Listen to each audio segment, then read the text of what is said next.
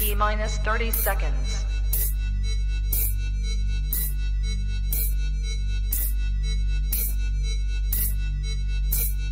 T minus 20 seconds.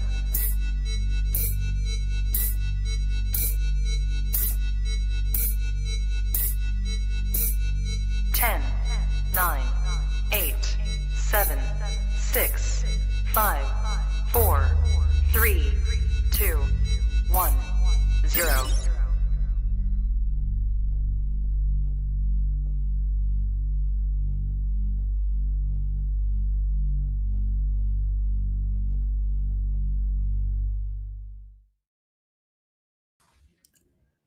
What's going on, everybody, and welcome back to another episode of Kush's Corner here on the Trap Talk Reptile Network, the coolest reptile network in the world. Tonight, I'm joined once again by Terry Cullen of the Dragonwood Wildlife Conservancy, and tonight we will be talking all about anacondas, particularly the green anaconda. Terry is one of the world experts in this species, and there is plenty of good information out there, but also a decent amount of kind of poor information regarding anacondas, and tonight we're going to clear the air on a lot of that. So if you are an anaconda fan or really just a snake fan in general, you don't want to miss this episode, as this is one of the most fascinating species of snakes in the entire world. Before we get started, as always, of course, USARC. So USARC is the organization that is fighting for our rights to keep our reptiles, to run our reptile businesses, and to live this lifestyle. Check out usarc.org for all of the information you need to know about the organization. That website is also where you can find information on legislation introduced either at local levels or the national level, as well as updates on progress of any pieces of legislation. usarc.org is also where you can become a member of the organization. As a community, we have strength in numbers, and the more people that are behind the cause, the better. And here we are. Thank you to everybody who is tuned in, either live or after the fact. If you are here on YouTube, please subscribe to the YouTube channel. A new podcast drops every single week here on the channel from some of the best hosts in the game, talking about a wide variety of subjects from within the world of reptiles. So if you are a fan of reptile podcasts, you have found the right place. We're also available on all the audio platforms, be that Spotify, Apple Podcasts, Google Play, wherever you get your podcast from. A follow and a 5-star review on any of those platforms would be great. Leave a comment under any of your favorite episodes. And yeah, thank you guys for all of the support. Definitely excited for this one tonight. For anybody who has tuned in live, please very much encourage you guys to ask some questions along the way. Just to make sure that this conversation is as full as possible, getting all the best information out we can. Without further ado, let's bring Terry on to the show. How's it going, Terry? Thank you for joining me again. Hey, boys and girls. How are you? Doing pretty good.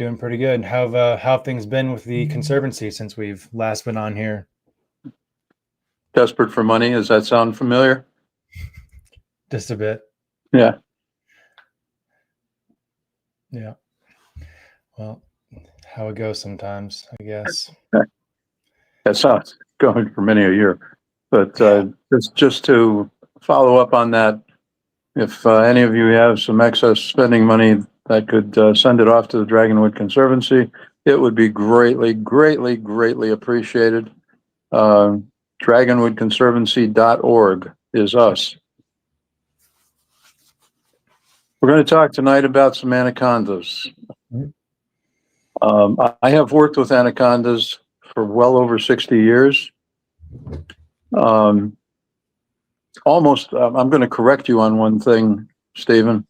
Okay. Almost nothing that I see on the internet is correct, or if it is, it's tied onto something that's completely incorrect. Anacondas are very poorly understood. After me working with them for what amounts to, as I said, well over 60 years, I have more questions than answers by far. They are strange snakes. They are very unusual snakes. I've worked with all the big snakes.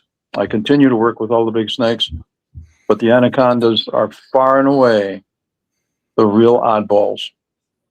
The information that's out there is mostly trash, and there are some people out there who have done some good things, And I was actually very surprised. Recently, I saw a young fellow from the States who wanted to go down to Peru to see an anaconda. And I thought, oh God, here it comes again. 85 people have just been eaten. Well, this young fellow really did a good job. Everything about the program was factual, and he ended up catching a good-sized anaconda that he, of course, released in good shape. I was impressed. I really was, and that's coming from me. That's a lot. So there are a couple of good things out there, but the majority of it, lift up the edge of the carpet, sweep it, and perhaps add some questions tonight. Get your questions answered. If I know what the answer is, I'll tell you. If I know where you can get it, I'll tell you.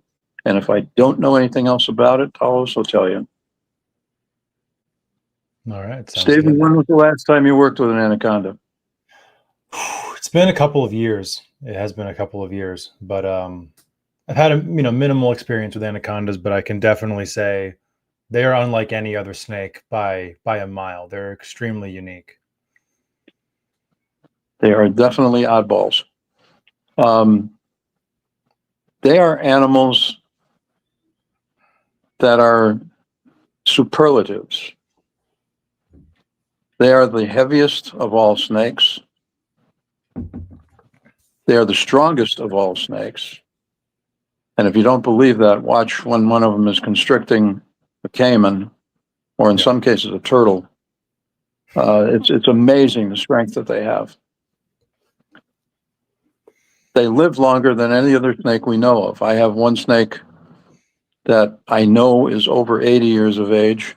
I have 2 or 3 others that are over 65 or 70 years of age. These are animals that I caught. That's unheard of in the snake world.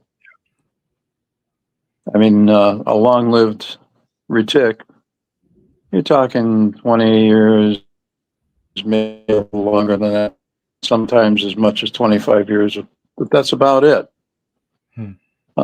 These guys are just getting started at that age. If you watch the way they grow in the wild, I'm not talking about in captivity, if you watch the way they grow in the wild, it is slower than any of the other big snakes. If you feed them appropriately, they'll grow. But if you overfeed them, good chance you're going to kill them. Okay. A lot of people end up with diseased livers with their animals. And I better stop there for a moment. Anacondas are not pets. Anacondas will never be pets. It's not what anacondas are. Anacondas are incredibly unusual creatures. They are very, very durable in the wild. They're tough as nails. You get them in captivity, and they're one of the most sensitive snakes on earth. There are a lot of things that can happen with them metabolically. And I've been to a number of zoos worldwide trying to help them not lose anacondas that were taken out of the wild, because invariably you end up with exhausted livers and a whole bunch of other things going on. And it's preventable, but it takes time. They also want nothing to do with human beings. Time and again, we hear about entire villages being wiped out by giant anaconda. We hear about, Oops. Well, hopefully we get Terry back here in a second. My apologies to anybody who is watching or listening right now. Not expected, but definitely going to be a good one. Lots of gems to be dropped here in this episode. Terry, while he doesn't have an online presence, has more reptile knowledge than probably anybody else I've ever known. So to have him go in depth on one of the species he's been working with the longest is definitely special. And here we go. We're back. Yes, I'm still here. Yeah, I apologize. I got thrown a bit of a curve today. One of the animals, the primary animal that I was going to use for the show tonight, who looked just fine yesterday, I looked at him this afternoon, and he was about an opaque blue. Of course, it had to be the one that I was going to use tonight, and had everything prepped for him and a bunch of quips and so forth. And instead, sure enough, he lets me have it with the old, I'm gonna go blue and ignore you. Mm-hmm.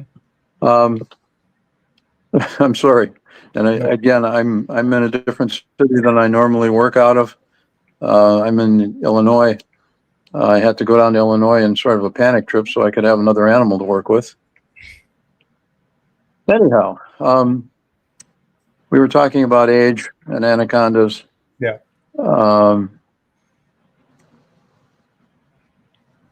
It sort of goes without saying that they are the champions when it comes to starving. That's not a good thing, but it's one of their survival strategies. And I had, as an example, I had one anaconda that went 2 years, 3 months, and a few days without food. Wow. They are so prey specific when you get them in. You wonder how they survive in the wild sometimes, because you get them in captivity, and whatever you can get them on or get them eating, I'm talking about adult animals, they're going to stay on that, and trying to switch them off is kind of impossible at times. There are tricks, there are ways of doing it, but I'll tell you, it's a lot of work, and it involves a lot of supplementation too to make sure they stay healthy during all of that. Okay. So we're talking about lots of things with them, but I will also say, almost unequivocally, they are probably the longest, or were probably the longest of all snakes. And why don't we see the giants anymore? Well, it's pretty simple. They grow slowly, they mature slowly. The longer they live, the more they're open to predation by man. Humans are about the only things that worry an adult anaconda. Yeah. Occasionally a jaguar, but there just isn't anything else. Jaguars are the rulers of the waters. Not even like a large black caiman would be a threat to an anaconda, a big anaconda? Say that again. I'm going to move my phone here and see if this helps. I asked if even a large adult black caiman would be a threat to a big anaconda. Well, the caimans, the black caimans especially, aren't particularly fond of mixing it up with big anacondas. They sort of stay out of each other's way. Okay. I don't know. I'm sure it's happened, but I don't know of any black caimans that have been gobbled up by an anaconda. Let's talk about one other thing that is a very, very important bit. Anacondas don't like human beings. They don't like to be around human beings. Anacondas are not inherently vicious. Anacondas are loners. They just want to be left alone. In the wild, you can observe them from a distance. You can observe them from relatively close distance, and everything is fine. Unless you do something stupid, that anaconda is going to ignore you. Every time I have had someone report a person who was grabbed and killed by an anaconda and then swallowed, we follow them up and find out they're all the same thing. Bullshit. We have never, ever been able to verify a single human death by anaconda. There's one out there that's still floating around, like a 2-year-old girl, but we could never get even that one confirmed. The uncle of the girl stopped talking to us when we started asking too many questions. But it's just not there. These animals have no reason to attack human beings. They can't swallow a full-blown adult human being no matter what. Shoulders are too broad. They can't get around you that way. And please, nobody bring up the idiot who was wrapping himself in all sorts of things to try and get an anaconda to swallow him. Yeah. One of the dumbest things I've ever seen a human being do. And that animal died shortly after. Yeah. and it died of hepatic stress. Same old story. That was a nice animal too. It was about 18 feet, 18 and a half feet. It was just such a shame. That fool did what he did. Yeah. Anyhow, let's talk about what anacondas exist out there. The green anaconda was the first anaconda ever identified. It's identified in 1758 by Linnaeus. He categorized it as Boa murina. Not too far away from the name we have nowadays. The current nomenclature first appeared in 1830 from Wagner, and that's when it became I almost went back to the old Epicrates thing here. Eunectes murinus, and most recently that was reconfirmed by Stimson in 1969. Okay. Then we have to talk about geographic morphs. We'll do that in a little bit. Okay. That's the green anaconda. They occupy a spotty range from northern South America all the way down to mid-South America, pushing even a little further south than that. But the range these days is actually quite spotty. Are they down? There is tremendous differentiation. Say again? Are they down into Argentina at all? They're not in Argentina. Okay. You see Noteus there. Occasionally they've been found in Uruguay. Okay. But no one knows if those animals were brought in. Makes sense. Okay. So let's talk about the yellow anaconda, Eunectes noteus, first described by Cope in 1862. That's the yellow anaconda. That's a sizable animal. There are two forms that I'm aware of. One gets larger than the other. They are not true subspecies. They're just geographic differences. The biggest one I've ever seen was between 15 and 16 feet in length. Big, heavy-bodied guy, or girl, I should say. The girls are always much larger than the boys are. However, even that has its exceptions. All right, Eunectes deschenhaus, let's see. Well, Deshaunessy's anaconda was originally described by Dunn and Conant in 1936. At the same time, they described Eunectes barbari, 1936. Barbari has since fallen by the wayside. They couldn't get enough specimens to support their contention that it was a separate species or even subspecies, so it just sort of fell off the map. They were found on islands, small animals. The Deshaunessy's anaconda is 7-8 foot animal as an adult. The little bit larger. Okay. Now we get to an important.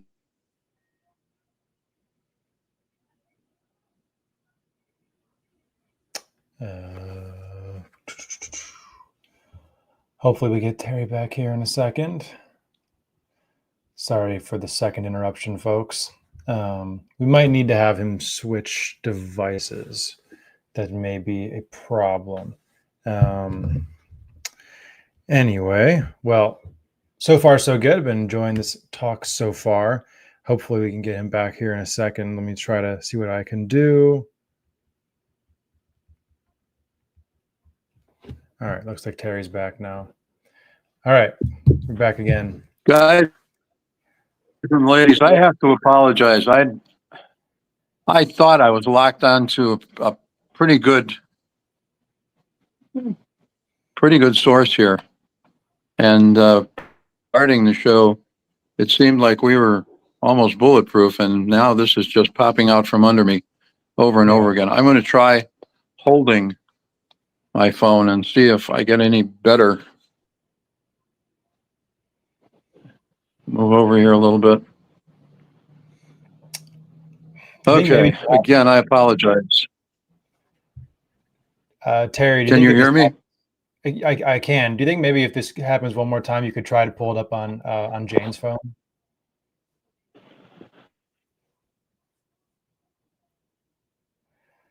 Oh, we're live, folks.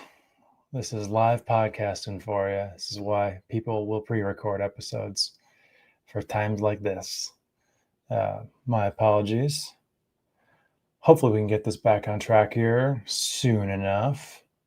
And there we go. So yeah, let's see if we can get Terry to bring it on the other phone.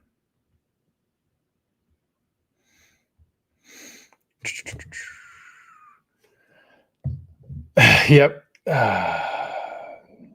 Here, Trump heard my impressions, and now he sent the podcast folks after me. God, what a time. Well, anyway, I guess not really sure what to say right now. Definitely was a great episode last week. Very much enjoyed that show with Nick Mutton and Brandon Wheeler. That was a fun time. My longest Kush's Corner episode to date, just eclipsing the 4-hour mark. That was pretty impressive. Let's see. Terry is back. Let's see if this is any better. Terry, you there? You're going to have to use one. What? You're going to have to use one phone. Yeah, I'm going to have to use someone else's phone here and see if that works. I'm really sorry. Okay, you get it. No worries. No worries.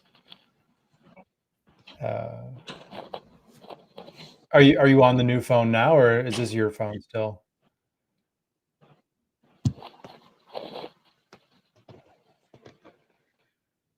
We're live, pal. Can you hear me, Terry? Yeah, I can hear you sort of. Can you Yeah, can you you're coming. call me back? Okay. Hello? Hello. Testing. Check 1 2. Yep, we do. If I use someone else's phone, can you make that happen? You just had to email me. Yeah, sure. Just yes. Text me Jane's email address, and then I can send it there too. Okay. All right. Cool. Coming at you. All right. I need All right. So hopefully we can get this sorted out here in the very near future. This is the fun of live podcasting, like I was just saying. Sometimes it goes great, sometimes it can be a little bit slow, but we are definitely going to get to it. And the good thing is we have all the time that we want as well. So we are not in any sort of time crunch necessarily. Just waiting on this here. But shoot, what else is going on? Kind of at the end of the breeding season. I don't know if any of you guys saw the episode I did a little over a month ago with a bit of an overview of the year. Definitely some ups and downs, but some pretty cool ups as well. That, made up for the fact that things did not go necessarily the exact way that I would have wanted them to on every front. But as is life with breeding reptiles, so got some new things to implement this year. But another thing that I've also done is kind of, I'm continuing to do it, is cut down on some side projects or some projects that had, more individuals in it that I necessarily needed to kind of put more focus into. Obviously the scrub pythons in particular, but not just the scrub pythons, also the tiger rat snakes, the pituophis, some of the stuff that, the species that are my personal favorites and the ones I'm kind of most focused on for breeding, obviously. And, this is all a learning process, I guess, and you guys get to kind of come along the journey with me here on the podcast and social media and all that fun stuff. It's not a straight line. I wish it was, but unfortunately it is definitely not a straight line. We are currently working on getting this situation fixed with Terry, and hopefully he'll be back on here in a second.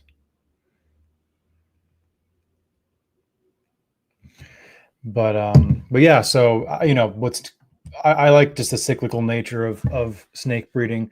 This is kind of that time of the year where it's a bit of a lull, but not really where, for certain species now, I'm really getting, putting emphasis on feeding, just trying to get some of the females to, put on the right type of fat reserves and get their metabolisms fired up to where they will start to undergo follicular development in the next month and a half or so. We'll see. Part of kind of some of the things I'm trying to adjust, try to get some better success this year. And with particular projects, especially, be that Moluccan scrub pythons, Tannenbars, Halmaheras. I have, including this girl right up here, my F1 babies that I produced in 2020. The 3 females I kept from that clutch are all 5 years old now, so they should be more than ready to go. They're plenty big. They're between 8 and 10 feet long now, and they all cycled last year, but all of them reabsorbed their follicles. So I've found so far with scrub pythons that a lot of females will do that. The first year they're at sexual maturity, they'll go through a follicular cycle. They'll even copulate, but then they'll reabsorb those follicles. It's almost kind of like, seems like a test run in a sense for the following season. And I've had a handful of females do that first year cycle, and then the next season have a successful cycle and a good clutch. So that's kind of what I'm hoping for. I had a lot of females do that last year. Not just captive bred, some wild caught scrubs as well that kind of went through their first cycle and reabsorbed their follicles. At the moment was definitely heartbreaking, especially to have it happen one after one, but definitely gave me some good perspective on, on what I was doing, and, a little bit to where I can make changes for the upcoming year.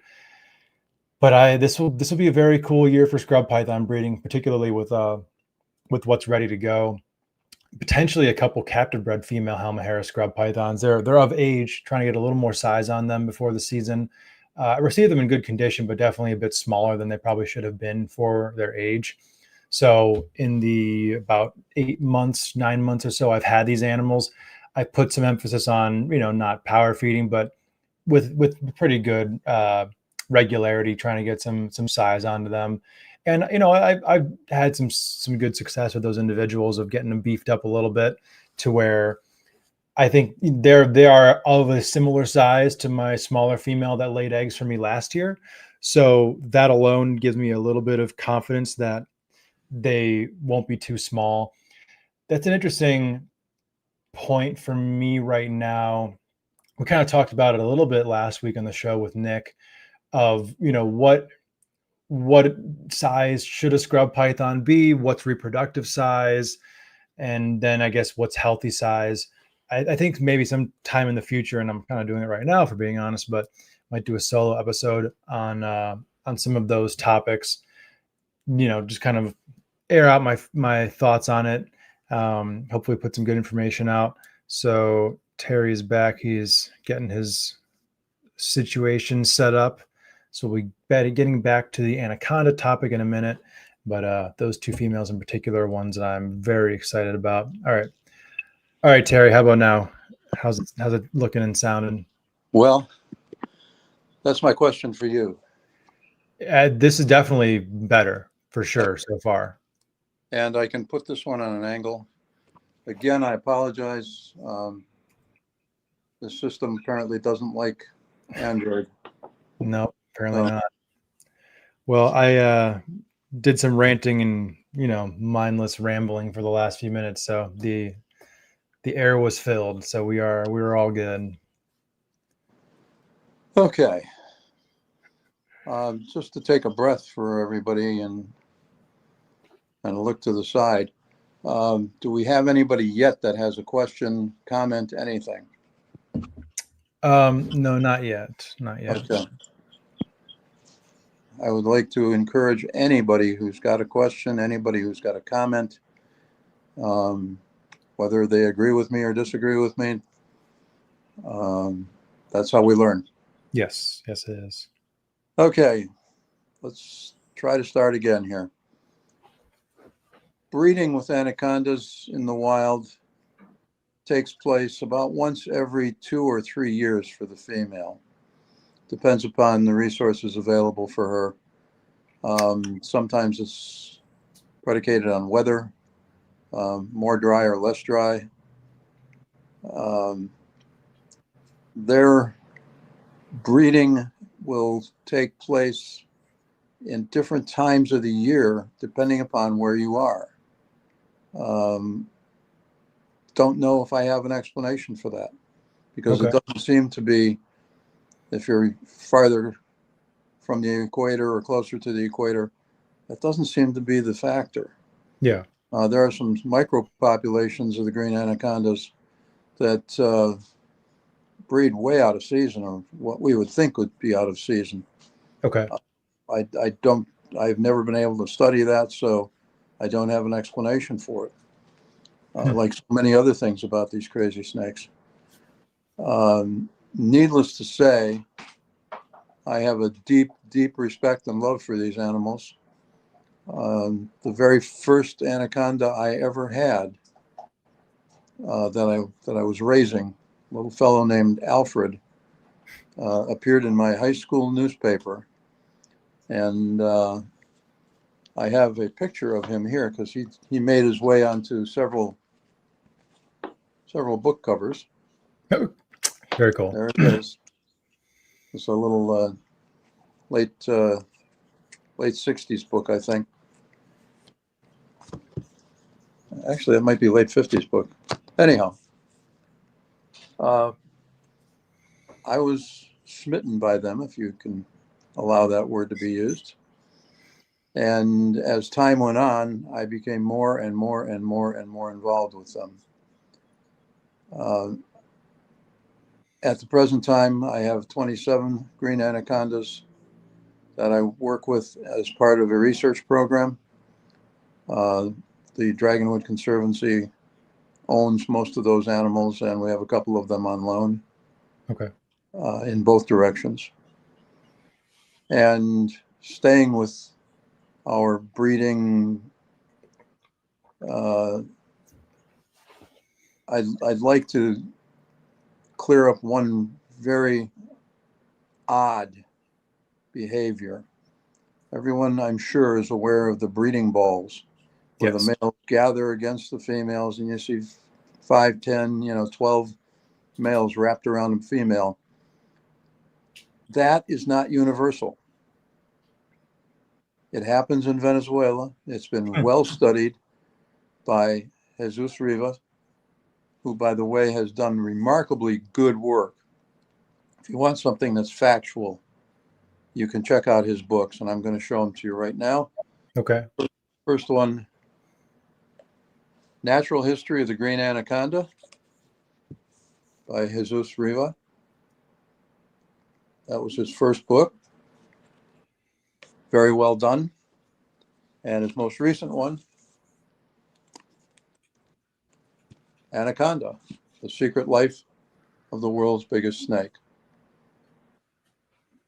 Again, a very good effort. A lot of years of work gone into it. But with that second book, he finally said something that I have been bugging about, and that is what he's studying are the Venezuelan anacondas. What applies to the Venezuelan anacondas does not necessarily apply to green anacondas in other places. They seem to be location specific in many types of behavior. Okay. I've seen the breeding balls in Venezuela. I've seen them a number of times. I cannot say I've seen them anywhere else. Wow. There have been reports that other people have seen them in Colombia and Brazil, but it's hard to say what parts of Colombia and Brazil. They may have just been in, close just because, I can't say that word tonight after what's just happened. Never mind. Closely related areas.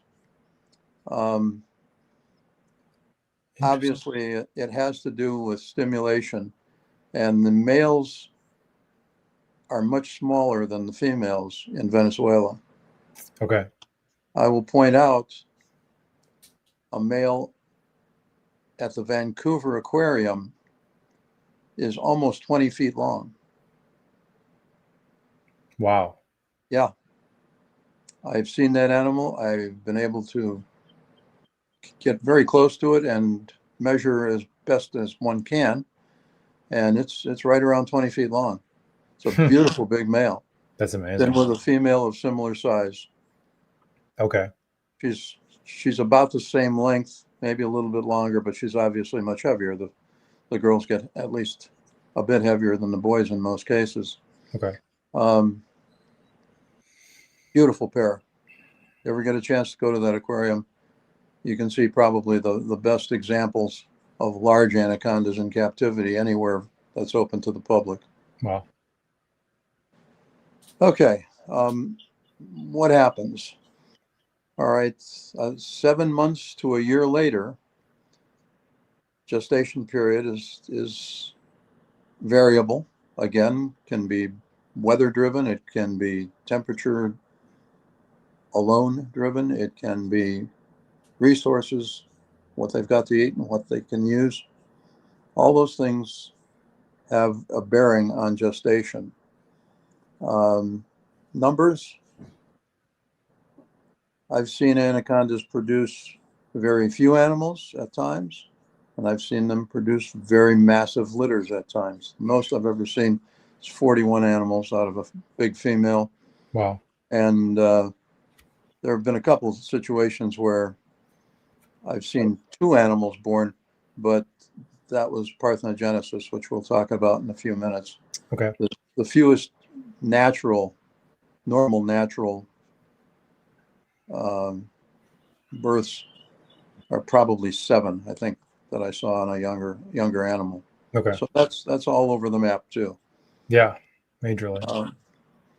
The size of the youngsters seems to be predicated on phases of the moon, and I'm being facetious, but I've seen big females give birth to small animals and vice versa. Another conundrum of the anaconda world. We obviously aren't going to know how much those animals had to eat or what they've been able to gobble down and how nutrient poor the animal might be that they've been preying on. Mm-hmm. We have no way of knowing any of those things. You'd have to be sitting there with a computerized unit on their back for 12 months and see what happens. Not anything an anaconda is going to put up with, I'll tell you that. You can do that with whales. They can't reach their back. Anacondas sure can.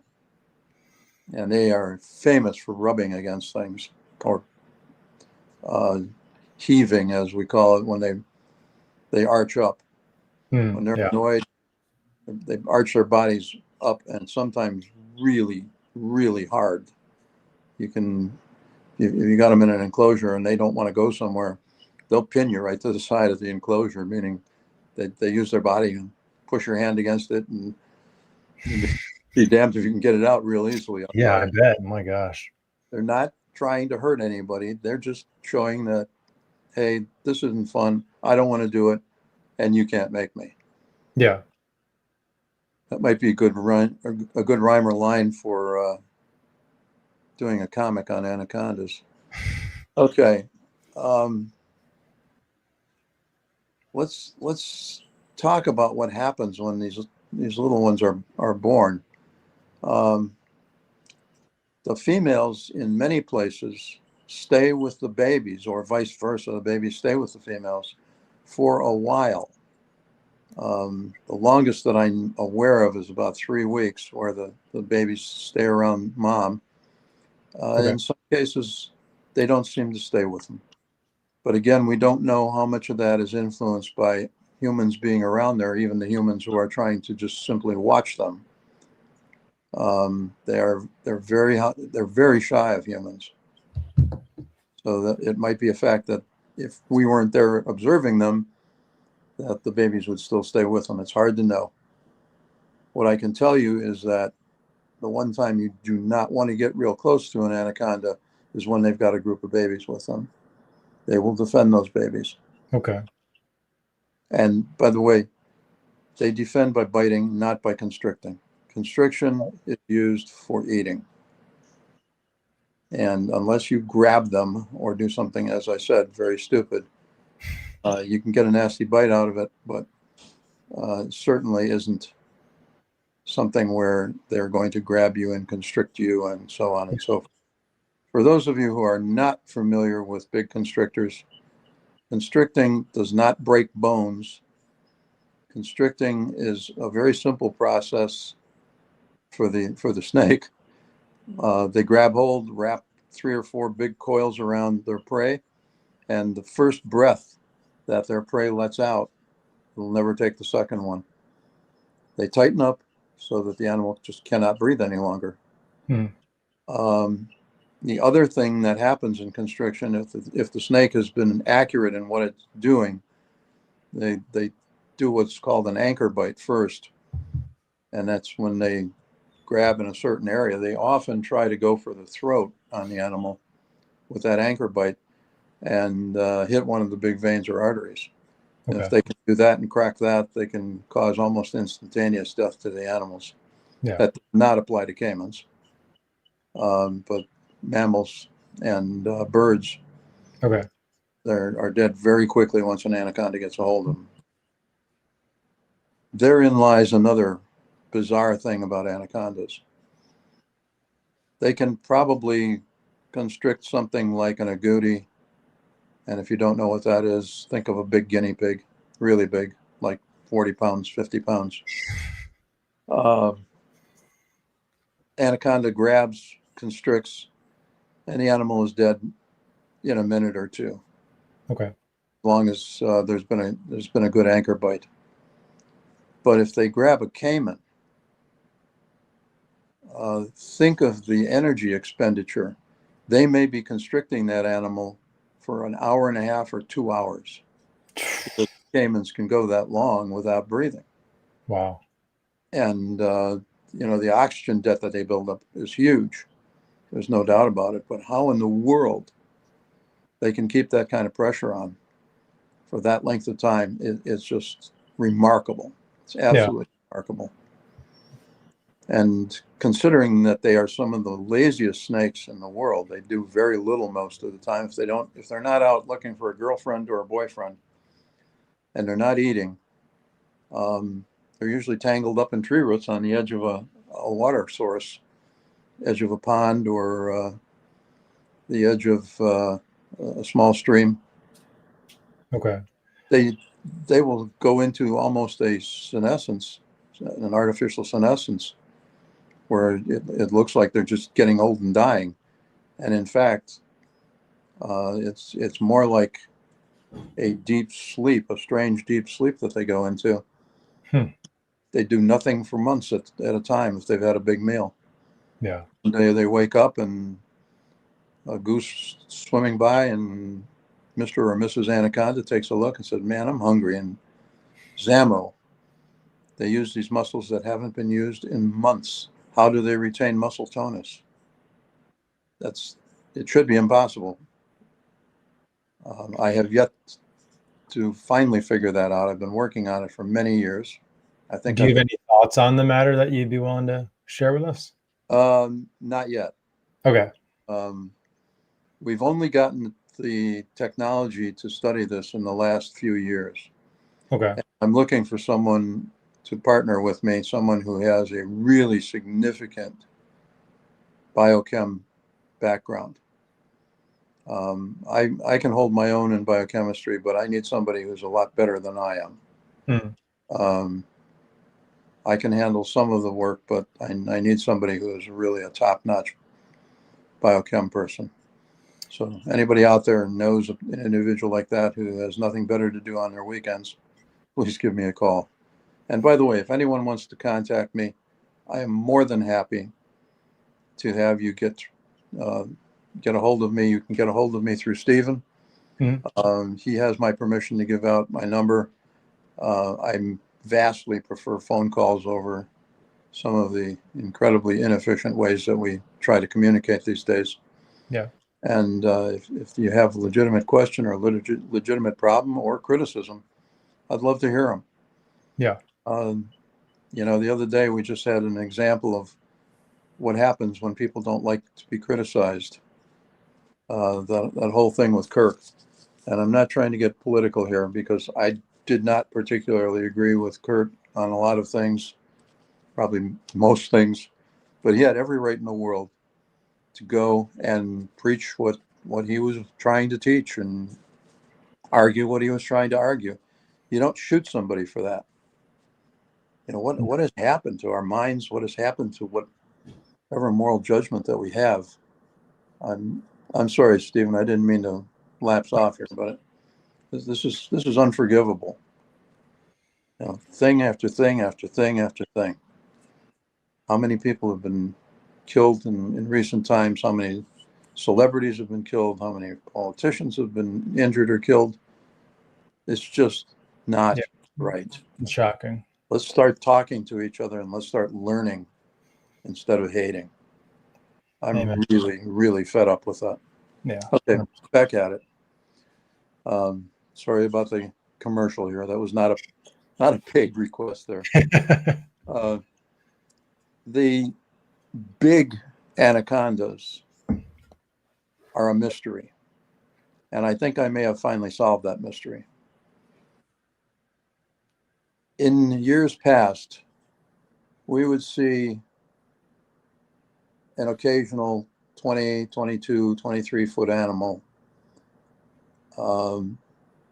We almost never see animals that big anymore. Okay. Now, we're lucky if we see an animal that's 18 feet long. Yeah. And most of them are much smaller. Okay, how come? Well, part of it is geographic, but a big part of it goes right back to the same old story of they've got to live long enough to get that long and that size. Every day that passes is one more day that they're out in the open to predation by humans. So let me ask, and I know this will obviously be a variable answer, but let's say, a 20-foot anaconda, how long within reason does it take for an anaconda to reach that size? Part of it depends on prey availability, Sure. resources, but another part has to do with what geographic group they belong to. Okay. And, taking those things into consideration, let's do this by place. It's going to be a little easier for me to answer that. Let's talk about Central Colombia. Let's do it. Colombia has some of the longest of all the anacondas. They're not quite as heavy-bodied as the Brazilian anacondas. They're really damn pretty animals. They're very, very brightly colored compared to most of the other anacondas. But a Colombian anaconda, to get to be 20, 21 feet, you're probably looking at an animal that's about 30 years old. That's, if it had a good life. Sure. It's a long time. I have watched numerous anacondas grow up and live in my care or in the care of other people. And what I will tell you is I caught an animal in 1971. No, I'm sorry, I lied. It was 1970. And that animal was 18 foot 3 inches. And I happen to know that animal was about 35 years old. Okay. All right. Now, the reason I know that is because it lived in a particular area and it was seen by the locals. And, they, thank God they weren't the pull the arrow out and shoot it through the head type people. They just sort of live and let live. Yeah. But they knew it was the same animal. Okay. And I have had enough experience with them and growing them up. But then we get the wild card. And I'd like everybody to listen very carefully to this. This is new information, and it explains some of what goes on. Before I tell you about that, I'm going to talk to you about the really, really big guys and girls. Many years ago, I worked with Federico Medellin, who was one of the real salient individuals involved in herpetology in Colombia, Venezuela, and the entire northern part of South America.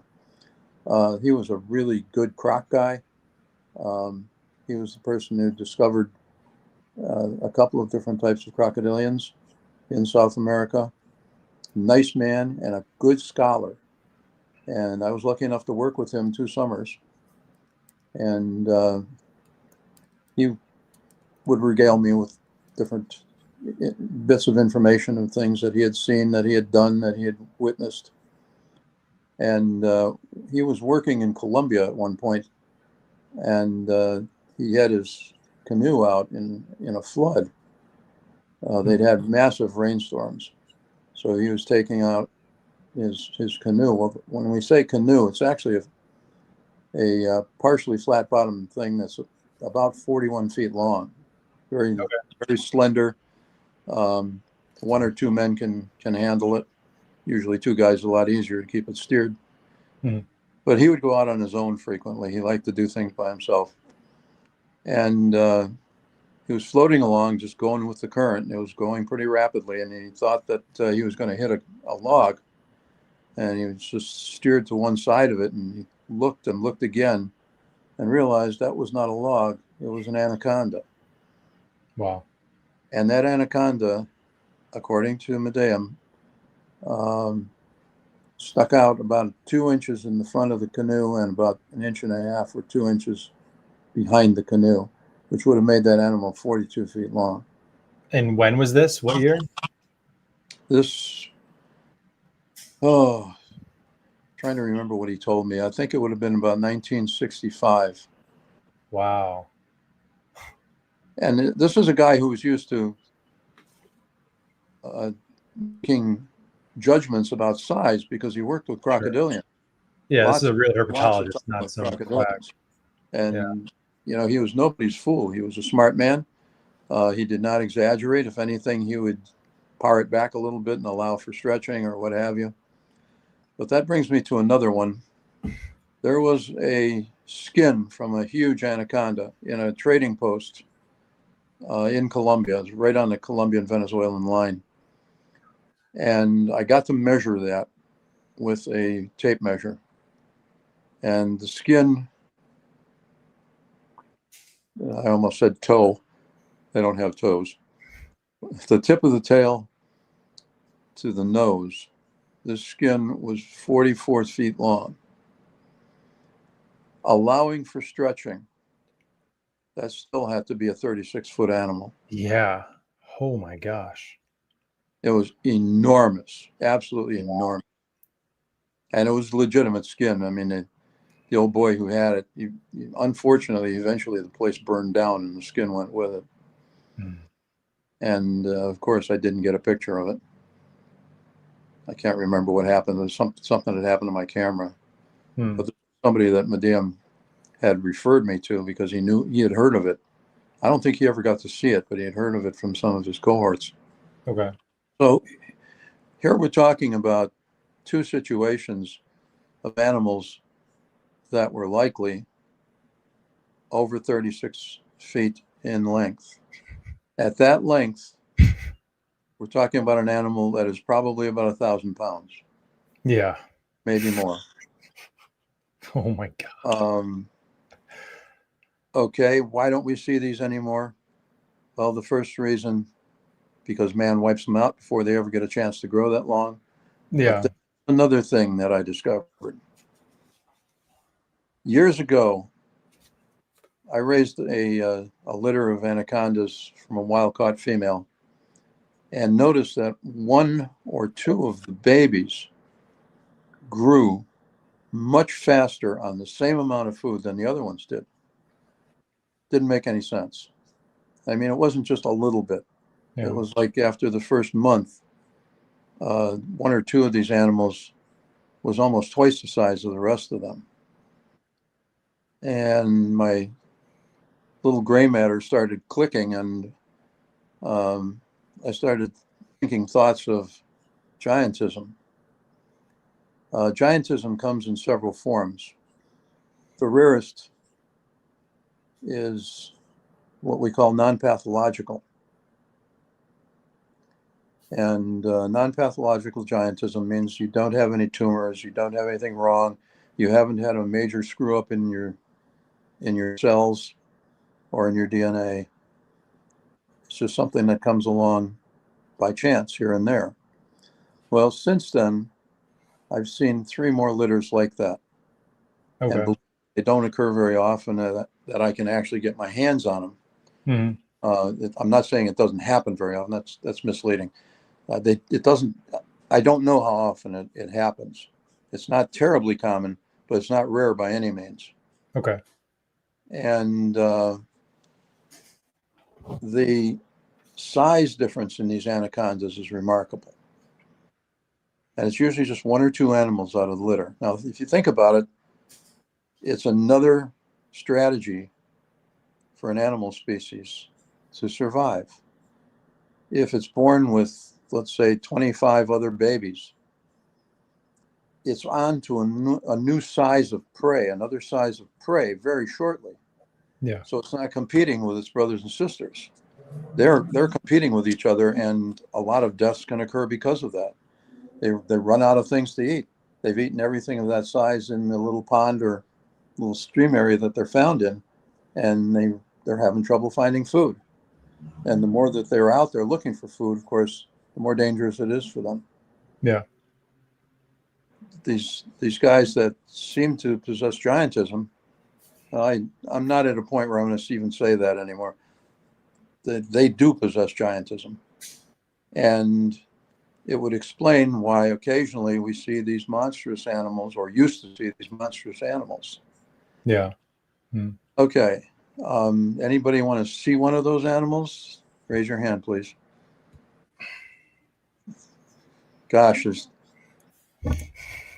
there's a man up in front here. Looks surprisingly like Stephen. Okay, we're going to talk about a litter of animals that we had not quite 5.5 years ago. And I retained, 8 of those animals. Okay. And within a month, one of them virtually doubled in size compared to the rest of them. Female. I did not feed her any more. As a matter of fact, I fed her actually proportionately less than I was feeding the other ones. Wow. I at first thought I'd slated the rest of them, or I'd gotten some bad food or something. Turns out, no, the rest of them were growing just fine normally. And those babies are now between 10 and 11 feet. Okay. The remainder. The one little girl, she's not so little anymore. So hang on, folks. We're going to do a little musical magic trick here. Show and tell time.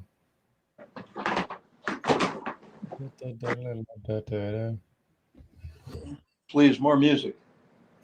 And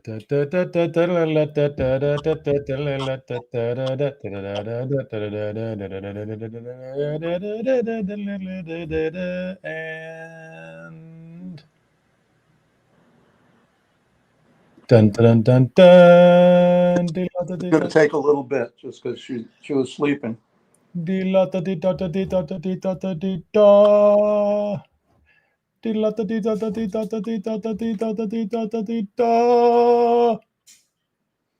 am not a small person.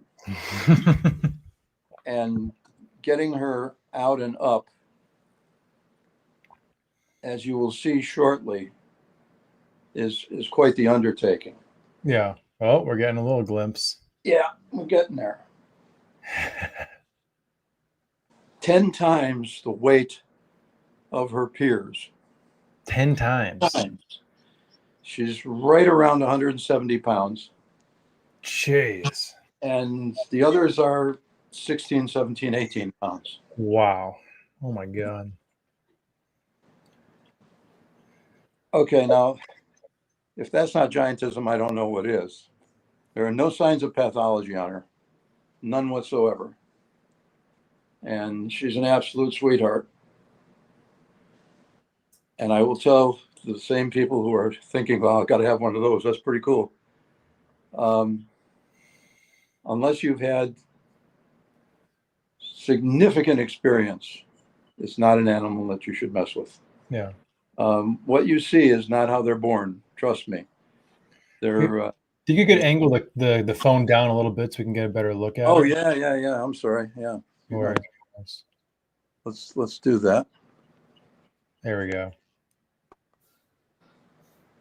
There it is. Wow. Yeah, you can't really see much. And by the way, their heads on these animals that have giantism, their heads stay smaller for a much longer period of time. Interesting. It is interesting because they stay on smaller prey, which is also an advantage for them. He's coming up here. Wow. He's between 14 and 15 feet long. At 5 years old, you said? A little over 5.5. Jeez. That's amazing. Yep. I remember seeing that animal when it was only maybe a year old or so. Yep. She is unrecognizable. I mean, if you could feel the weight of her coils, it's just unbelievable. And I have handled big anacondas my entire life, and it's always amazed me. Absolutely amazed me. The density of the musculature. Yeah. And the power that they have. Come on, little girl. I mean, most snake enthusiasts will never be able to experience what you are showing us right here, interact with a giant anaconda like this. She's just a little kid. Yeah. You know, which is insane. I've taught her a bunch of things. And yes, snakes can learn. She's trying to go back in her little house. She's got a traveling house that she's very familiar with. I don't know if you guys can see this, but you still haven't gotten to her tail yet. Nope, we have not. We're getting a great look at her side pattern, though. Yeah, she's a very pretty anaconda. Yeah. Best I can tell, I own parents, but they are probably from Guyana. Okay. Both parents. And the Guianan anacondas are also extremely interesting because if they are below the falls with the major river there, they stay smaller. If they go above, if they're from the area above the falls, they get much larger. The more coastal individuals then are the larger ones? Not necessarily colorful, just hang on, I got to get her over here before she goes wandering around. But are those animals that are coming from above the falls more coastal, or is it still pretty far inland within the country? They're quite a bit inland. Okay. Here's the other thing. The Shaughnessy's anaconda, which, as I said, is a pygmy form, they are the ones that are just barely at the coast, both in Brazil and Guyana and Suriname. Okay. The Shaughnessy's. Come here, lady. Somebody can call the cleaning company and get me out of here. Gets handled a lot. She's quite the little girl. Mm. What you don't want to do with a wild anaconda. Yes, I could imagine so. Come on, little one. Anyhow, I don't know why that is. And the green anacondas that are found right down there are small also. You see a lot of gravid females that are maybe 10, 11 feet long. Okay. Out of Guyana. And those are the ones that you find down at the coast. I'd love $4 billion so I could hire the people necessary to do these remarkably ethereal studies that I'd like to have done. Yeah. Can you see her girth or not? I don't know if you can. Oh yeah, it's definitely showing. That's a lumpo snake. Yeah, that's for sure. And she's been taught a number of little tricks that she does. I'm going to. Can you do a commercial? Yes, I can actually. Good.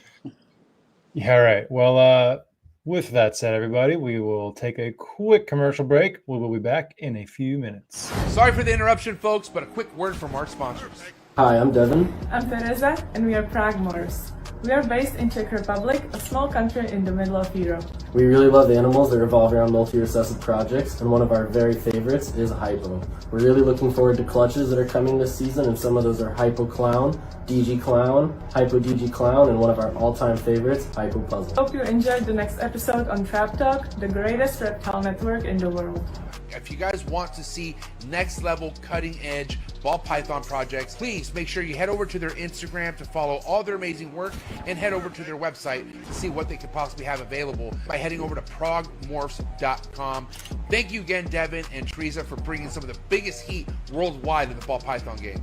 If you want to be organized, if you want to be cutting edge in the ball python game, then you don't want to miss this. Shout out to today's sponsor, and that's Clutch, #1 ball python organization app in the game. No better place to start off than by using this app. Clutch is an organization app that helps you organize all your ball python projects. It also helps your peers and your fellow community members look at what you possibly have coming for the upcoming ball python season, what you have currently available on Morph Market. It's so awesome to be ahead of the game by using organization app like Clutch. Thank you so much, the entire Clutch team, amazing team over at Clutch. If I were you, I would head over to Clutch's Instagram account, and I would also head over to their website, try it out, see how it works for you, but especially if you're just now coming into this, before you build your reptile collection, I would do it organized, and I would do it with Clutch. Thank you, Clutch, for being so amazing. Excited to hear what Clutch has to bring in the near future.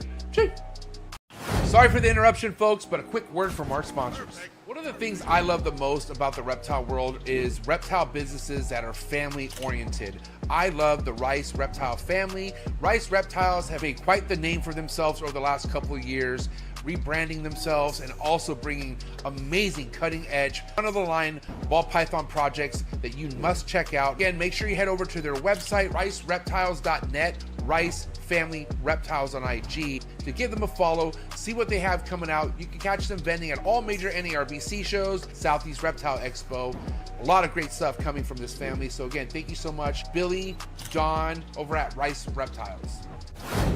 If you're in the ball python game in 2025, you know what you should be doing with your sheds, and that's turning them in to get them tested. That's right, no more POS hets, no more 66% hets. We can find out directly through today's sponsor, and that sponsor is Rare Genetic Inc. Thank you so much, Ben and Sean over at Rare Genetic Inc. Head over to their website, raregeneticinc.com, and head over to their YouTube channel, and make sure you subscribe to their YouTube channel. They put out a video every Wednesday to update you guys on new current events over at RGI. But I gotta tell you right now, very excited to continue my partnership over at Rare Genetic Inc. Head over to their Instagram account, make sure you follow them on Instagram, subscribe, hit that notification bell on their YouTube channel. That way you're current on new announcements and anything that they got to update you with. Again, thank you so much, Rare Genetic Inc. RGI, you guys are the best student in the game.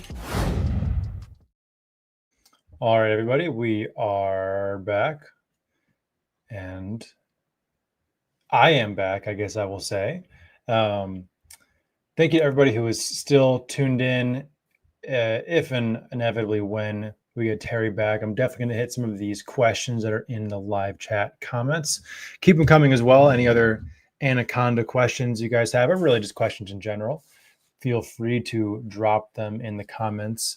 I guess I'll answer my dad's question since I actually can. Yeah, earlier Terry was saying, yeah, definitely apex predators. Once they hit a certain size, the size at which, jaguars, caiman, etc., are no longer, birds of prey, are no longer able to quickly pick them off. The green anacondas are definitely the apex of their ecosystems down there in South America. No question at all on that one. Let's see if there's any other ones that I could help out with for the time being. No, probably not. All right. Well, I guess I will try to find out what is going on. Sorry once again for the technical difficulties, everybody.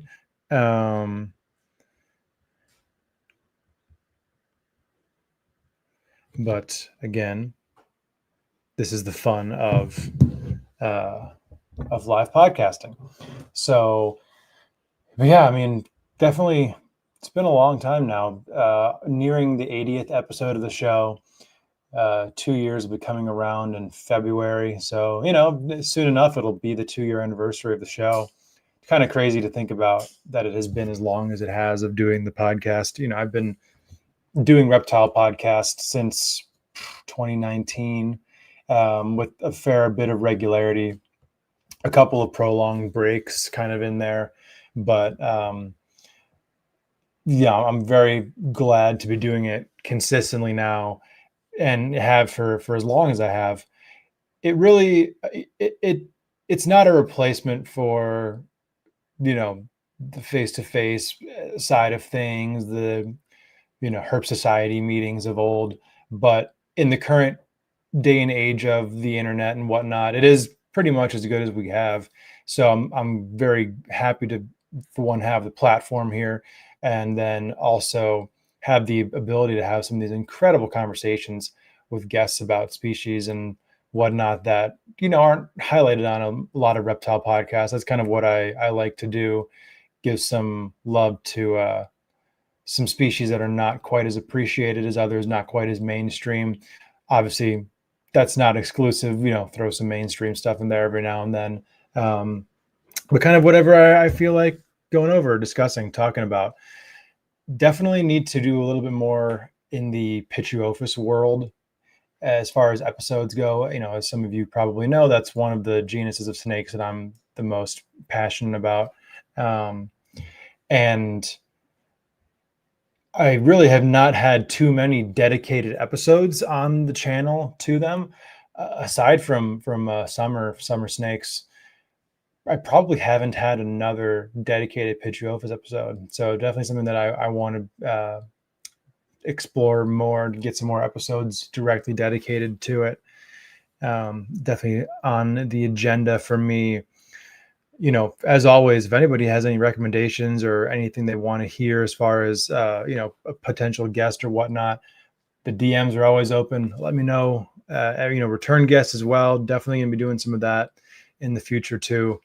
Lots of these conversations, they're great in a, hour and a half to 3 hour type of, setting, but the amount of conversation that can be had is not able to be contained within that kind of time frame. So, I definitely had a handful of people do multiple episodes on the show. Obviously, many of you have seen the number of episodes I've done with Alex Myers, and there are definitely plenty more of those to come as well in the future. But I obviously always love talking to new people, but for me, there's something special about being able to kind of string together a handful of episodes with the same person talking about a similar topic to really, really get in depth. Because truly the amount of depth that is possible, like take for instance this episode right now about anacondas, we are minus a couple minor delays, an hour and 15 minutes into the show, and barely scratching the surface. And with that said of barely scratching the surface, Terry has dropped some gems tonight that are just absolutely mind-blowing. A credible herpetologist account of an almost 40-foot anaconda in the wild in the last 100 years is just mind-blowing stuff. Considering that there are people who are so dedicated to, or at least dedicated for the sake of social media or whatnot, but nonetheless looking for these giant anacondas. And, maybe we're getting some recent credible accounts of 18, maybe 19-foot individuals, which is no small task. I mean, and, very few people have interacted with a truly 19-foot long snake. I know I sure haven't. The longest snake that I've encountered was a Burmese that was 18 foot long, and she was a friggin' beast. Was an animal that was at the Wildlife Discovery Center, and I mean, the difference in a Burmese python between 15 and 18 feet, even though, you know, that's a marginal increase on paper, that's almost a tripling of the body weight once you get to that large of an animal. And that is absolutely the case with anacondas, as you just saw with the animal that Terry had out. And the fact that that snake was only 5 years old is just absolutely shocking. You know, that animal is larger than most breeder adult anacondas that are in the US. And, you know, I definitely have some questions on that front if we can get Terry back on here about why a lot of the breeder anacondas in the US seem to be on the smaller side, you know, say the 10 to 12 foot range or so. But Terry is back now. So hello. Can you hear me? I can hear you. All right. Welcome back. Yeah. I was actually sitting on a cushion, and her weight caused the cushion to slip sideways, and I had to get 170 pounds of anaconda back where she belonged. Yeah. I can imagine that I mean, being a big challenge. Well, she's gentle. There's no two ways about it. But that's a big animal. 100%. Big animal. So back to things we were talking about, namely anacondas. Yes. Let's give another thought to the giantism question. Okay. If, let's say, 1 out of every 200 or 300 has the genetics to give it giantism, non-pathological giantism, that's where these big guys and gals would come from. It would also explain why they're so rare. Yeah. And also even further narrow the chances of them surviving nowadays, because they are so rare. It's not like you're getting 25 of those from a mother. You're only going to get 1 or 2 here and there. Right. From a mother, but remarkable. Let's take that one step further and talk about females being able to give birth without being fertilized. I think I was the first person to report that in anacondas. It's called parthenogenesis, and the babies will all be female, and they will be essentially carbon copies of mom. Another incredible strategy, if they're short on males in that area, or she hasn't had a chance to find a male, she can produce babies. Only a few. She'll only have 1 or 2 or possibly 3. But I first observed that back in 1977 with about a 15-foot Guianan anaconda. Wow. And that animal had essentially grown up in captivity, had never been with a male. And one day I walked in and there are 2 little ones.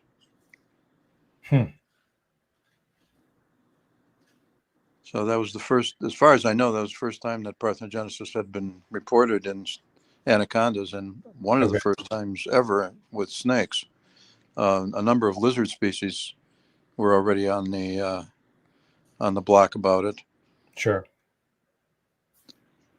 So, okay, parthenogenesis, the ability to have offspring without fertilization.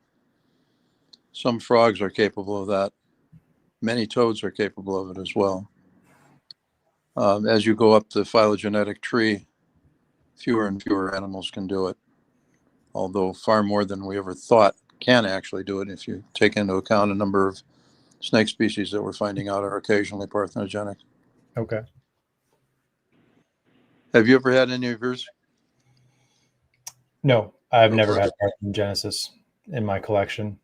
Yeah. Okay. Let's talk a little bit about food and feeding. Okay. Anacondas are capable of taking big prey, but there really isn't that much big prey available to them. Okay. So they're just as adept at taking much smaller prey and handling much smaller prey. What I found out many, many years ago is I can keep them on relatively small prey, keep them healthy, make them grow, and save the mess and the money. And especially when it comes to wanting to stay away from birds, for many reasons. One of them is that once an anaconda feeds on a bird, you'd be hard pressed to ever get them feed on anything else again. Okay. They are just, this harkens back to what I was saying earlier about them becoming prey specific very quickly. Okay, got it. The litter that she's from, the big gal who was out here, the litter that she's from had 8 animals that started on rats, as in little rats, and 2 animals that wouldn't start on rats. Okay. Well, they did start on mice, but it's going to take a crowbar and 3 bombs to get them to accept rats. If I'm just going to be lazy about it, I dump in, 100 rats at a time. Not a good plan for either of us. But you can switch them over, but it takes time, and there are some real tricks involved in it. Okay. There are 2 gentlemen over in Germany, and that reminds me, I'm going to show you a book that anyone who likes anacondas or is curious about them, if you can get a copy, it's a really, really great book. It's not new. It's from the late 50s, early 60s, done by Clifford Pope, called The Giant Snakes by Clifford Pope. It's a great book. It really is. Some of the information is dated, but he was far ahead of his time on much of the other information. And the other book, if you're really serious, Die Anacondas. It's a German book. This was published in the early 80s. Okay. And is probably the best all-around book on anacondas that exists from that era. This is something for people who work in museums or herpetology. Okay. It's a great book by Hans Gunther Petzold. And a lot of things are addressed in here. Everything from range to physical characteristics to characteristics related to position in the wild, what area they're from, geographic.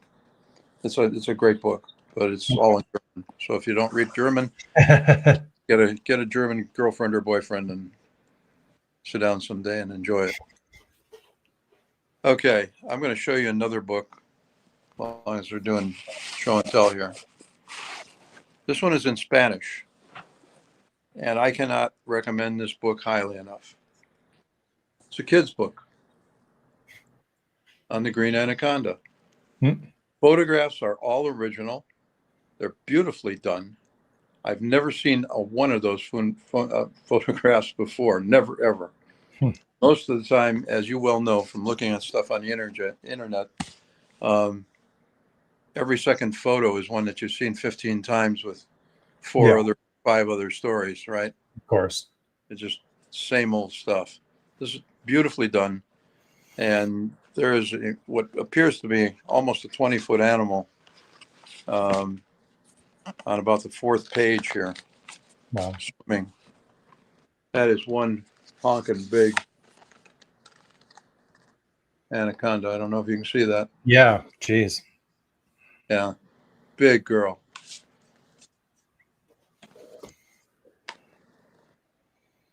One of the problems with anacondas when they're breeding is they lose so much body mass, just about everything in their body. After they drop a litter, the big females are absolutely exhausted. They're easy prey for just about anything, including illnesses. Yeah, okay. And they lay low until they can slowly build up again. That's Okay. why they're only breeding about every 2 or 3 years in the wild. Sometimes not even that often. Again, to resources. Yeah. Do we have anybody who's asking questions? We do have a few questions. Go back to this one from earlier. So how old do you think animals would be that are 36 feet long, like the ones you were talking about earlier? I would think they would probably have to be pretty close to centenarians. Yeah. I can't imagine them being any less than that. Okay. And again, the chances of human beings allowing an animal to live that long, especially a big one, they're just going to get clobbered. Sure. I don't know if I hate to be morbid, but this really needs to be brought out. If any of you saw something on the internet where a guy in a speedboat lassoed an anaconda by the tail, dragged it backwards over rocks, just ripping this poor snake apart, and the snake had just had a big meal. Obviously, the snake died, and he's whooping and yelling and screaming, and he's some Brazilian fool who, thank God, some of the people in Brazil had a conscience, and they recognized him, turned him in, and he went to jail. That's good. You know, those of us who love animals would probably have been just as happy if somebody threw a loop around his ankles and dragged him around for an hour or so and see how he liked it. What a horrific thing to do to another creature. Yeah, seriously. Why? That animal never did any harm to anyone. Why would you do that? What kind of insanity is that? And I've just gotten done beating it into you that anacondas do not pose a risk to you unless you mess with them. Yeah. Don't mess with them. They don't bother you. They won't do anything. I've gotten one bite out of a big anaconda one time, and every bit of it was my fault. I was trying to capture the animal in the wild and did not realize how deep the water was, and foolishly went over and tried to get hands on that anaconda. Well, I managed to do that, and the next thing I knew, I was sinking very rapidly, looking at what I thought was 3 feet of water and turned out to be more like 13 feet. Comes under the heading of maybe the dumbest thing I've ever done. And someday I'll tell you the whole story. Yeah. But anyhow, you can imagine every time I turn around, somebody's showing a construction crane with a dead anaconda hanging off of a hook. Yeah. It's awful. These animals will never come back to what they were. Replacing themselves in wild situations takes centuries, not just 5 or 10 years. Sure. And it's the smaller ones that are going to be replacing because they're the ones that aren't as noticeable as the big guys. And go. Okay. For the person who asked about the age, one of the things that I will tell you is I have a green anaconda that is about 22 feet in length. Okay. She is, trying to remember here. She is 77 years old, 76 years old. 70. Wow. I don't know that she's going to get much bigger. That seems to be the top end for her. Okay. The very biggest one I have, I think may be topping out as well, but that's another story for another day. Okay. Geographic morphs, I want to revisit that because you cannot overestimate the importance of it or overstate the importance of it. I just have never been able to believe the variety of behaviors, the variety of things related to the animal's health. In some places, anacondas are horribly parasitized. They're just loaded with flatworms. In other places, especially in Colombia, there are places where you can find these big, beautiful, sleek animals without a blister on their skin. Again, in this case, parasites being a major factor in how big they'll get, what will happen to them, and so on. Okay. The Guianan anacondas are relatively heavily parasitized. The Brazilians, depends where you are. But again, these are all things that we need to look at as we're working with these guys. Classification of the anacondas. Oh boy, let's talk about something that occurred 2 years ago where someone announced that they had found a new species of anaconda right under their nose, and it was really a giant species. You remember that?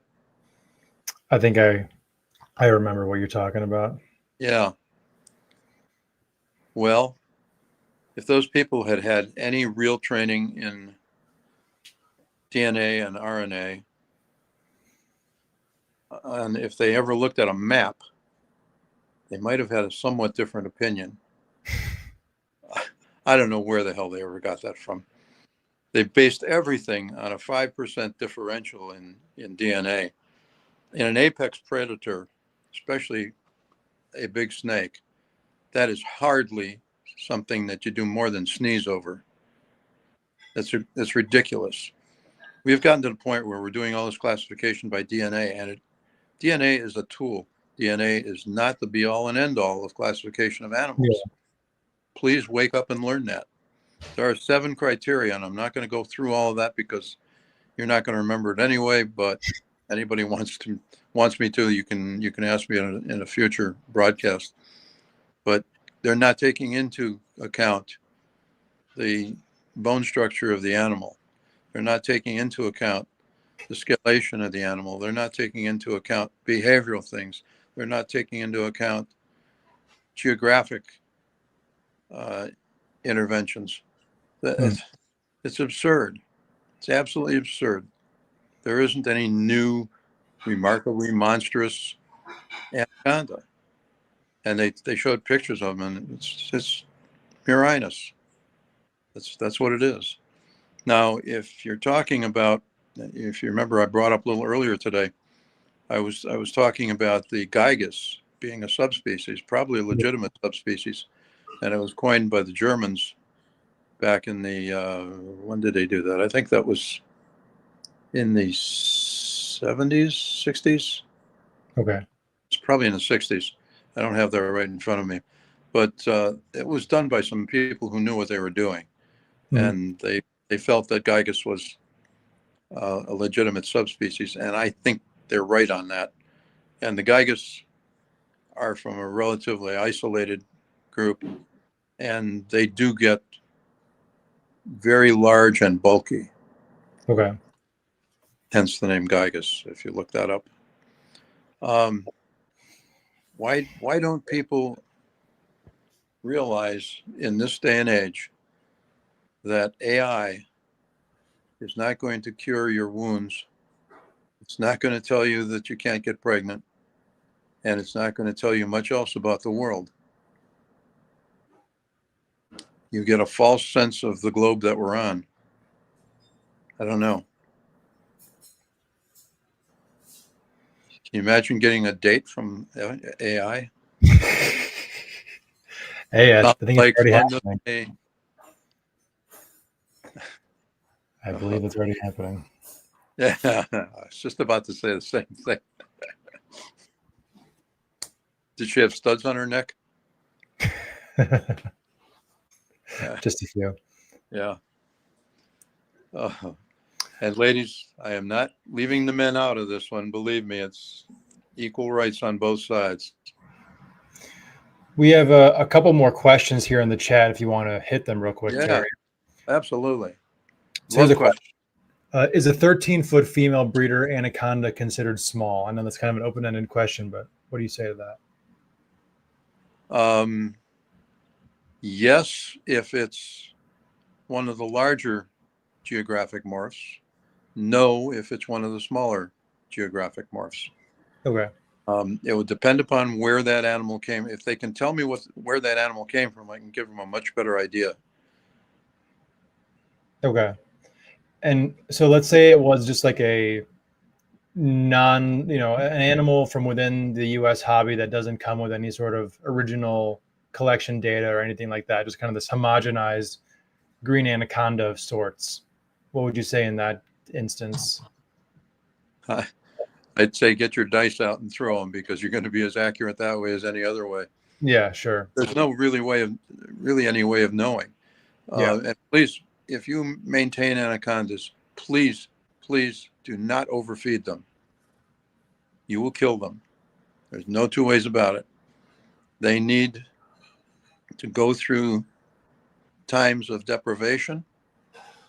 That's part of how they heal their body, and it also accentuates their growth periodically. I cut all my anacondas off, not at the same time, but cut them off of feed for prolonged periods.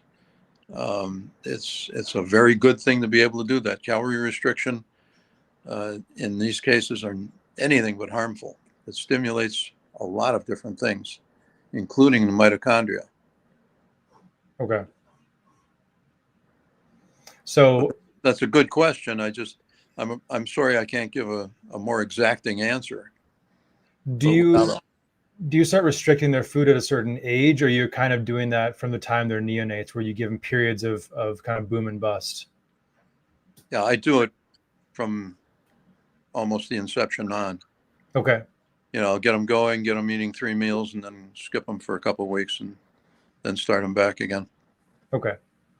It more closely mimics what they would entertain in the wild, how they would be able to access their resources. Sure. And then for like a big adult animal, when you are giving them a fasting period, how long are you typically doing that for? Again, it depends a lot on the animal, but the biggest anaconda I have, I sometimes let go for 7, 8 months, 9 months, sometimes a year. Yeah, wow. Depending upon, under best circumstances, she'll only eat twice a year. Okay. And, if she misses one of those, it's basically a half a year or more that she's not going to have any food. And that's barely an eye blink as far as they're concerned. For sure. Okay. Here's another question from the chat. So kind of a callback to that 77-year-old individual you mentioned. How old can these snakes truly get, in your opinion? I don't have an opinion. Opinions really get people into trouble. What I can tell you is that my 4 biggest females and 1 big male. I've got a male that's about 16 feet. Okay. Maybe a little more than that. And when they get that size, by the way, they look very different than the females. You can tell immediately that it's a male. Okay. I don't know the answer to that. I wish I did. All I can tell you is that I'm glad you're asking these questions, because this is how we disseminate real information. I'm not going to sit here and tell you they live 1,000 years, and I'm not going to sit here and tell you that only 1 in a million lives to 80, because neither of those things are true. Yeah. We know that they live a very long time. The longest, for many years, the longest lived snake in any zoo was in the Columbus, Ohio Zoo. And that was an anaconda that was 40-some years old. Okay. And the curator there was very fond of calorie restriction. When he died, the animal died shortly thereafter, probably because they overfed it and shocked the system. That animal could possibly today still be alive. Yeah. The gentleman who was the curator was an interesting guy, very interesting man. Which brings me to something else, and that is, I wish I could turn back time for so many of the people who are enthused about reptiles and amphibians, to where they could actually see or talk to some of the real giants in herpetology, the sorts of people we don't have anymore. Yeah. And I'm sorry, but that is really the case. We're losing all our museums. The academicians at the schools are becoming even more withdrawn from reality. I've said this many a time, and I will say it again tonight. I was so fortunate to have had my foster grandma who would take me to various places that I wanted to go and let me meet some of these folks at a very early age, my early age. People like Carl Schmidt, people like Pope, on down the line. And that's when herpetology had a very different meaning than it does nowadays. Yeah. You know, anybody who has a terrarium and a palm tree is a herpetologist. And these guys were people who went through amazing deprivation to see what was out there. Went to places that you'd never want to go to and got eaten by bugs till they damn near died from it. But Yeah. they were incredible individuals. Leonard Steininger, my God, what a man. You folks have not had the privilege of knowing these people, the privilege of being able to sit on a stool in a corner and ask stupid questions and have them smile at you and give you answers. Yeah. Do we have any other questions?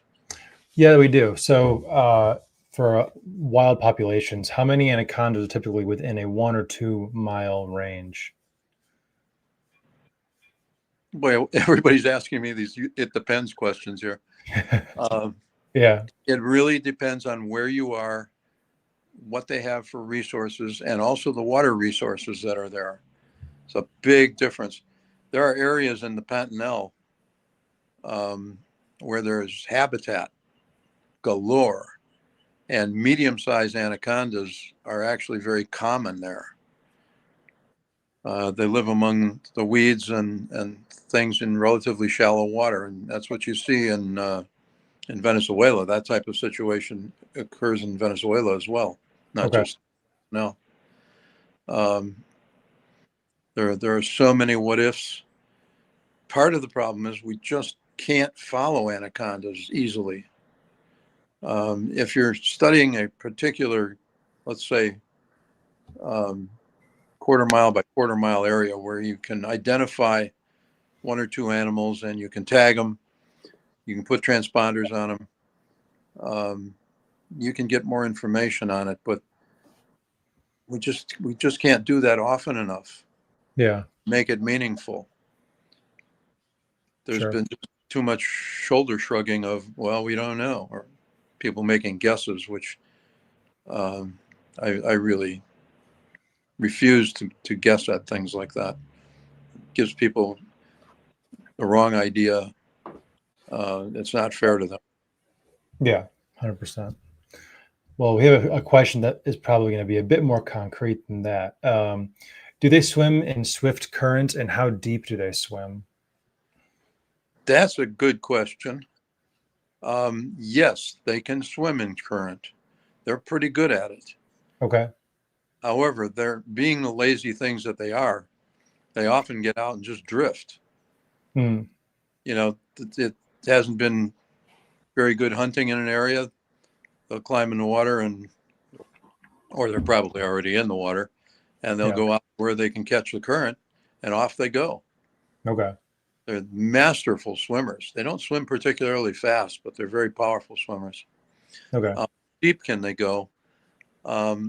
I've seen anacondas down as deep as about 25 feet, 30 feet maybe.